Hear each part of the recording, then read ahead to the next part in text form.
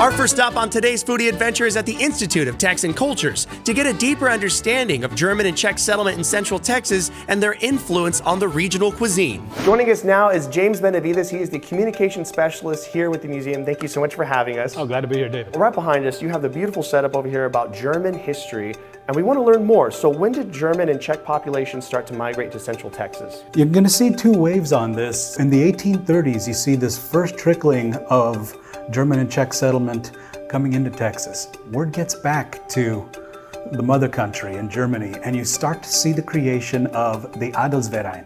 It's the society for the establishment of a German enclave in Texas. And so in the 1840s, you start to see this massive surge of Germans coming to Texas to make their fortunes. And so you start to see the establishment or the expansion of a German community at Indianola, and then they start to branch out and explore. You know, San Antonio has always been a crossroads, and you go a little bit further north of San Antonio and you finally have the establishment of New Braunfels. They start venturing out into the Texas Hill Country. That's Comanche country, and that's where John Moosback comes in. And the Moosback Treaty with the Comanches, we finally get the opportunity to put a settlement further into and just outside of the lands of the Fisher-Miller Grant, and then that's your launch point into the Texas Hill Country, and you start to see the establishment of Mason, Llano, the Llano River Basin. The New Braunfels area and Prince Salms and that settlement, you actually have an area here that talks more about that as well, right? We do have some background on Prince Salms. We can go take a look. This is what we're looking for here, David. So what we have is the exploration in the early days of the Texas Hill Country, the dog trot log cabin. You're building with resources you're finding out there. The Adelsverein, that society for establishing a German colony in Texas. Well, the foreman of that is Karl of Solms-Braunfels. New Braunfels. It makes sense then, right? Yeah. Is established here in Texas. Sure. 1846 as well as Fredericksburg, right? So just a year later. And you get the Moosback Treaty, 1847.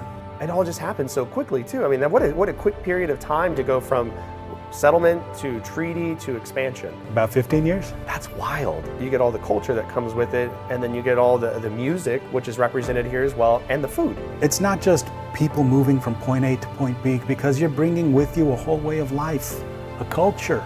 You're bringing your music, you're bringing your food, you're bringing your traditions and customs. If we were to explore the German section, there's fantastic craftsmanship and woodworking, and they have kept it alive here in San Antonio, Texas, New Braunfels, Fredericksburg, the Texas Hill Country. So German culture is alive and well in Texas. James, this is a 1930s Czech farm kitchen.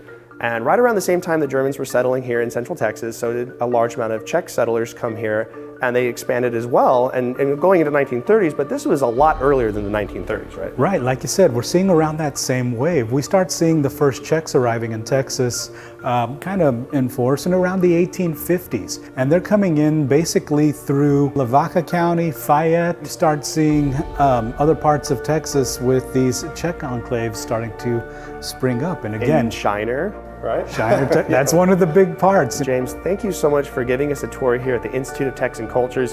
Y'all got to stop in, and I mean, you have the screens going, you have all these different setups in here, so you can learn about so many different cultures and their influence here in Texas. And to get more information, of course, just follow the link on the screen. But we have so much more coming up on the show, all about German history here in Central Texas and Czech history, and we got a lot of food to eat today. Thank you so much, James. I appreciate it, man. Glad to do it, my friend.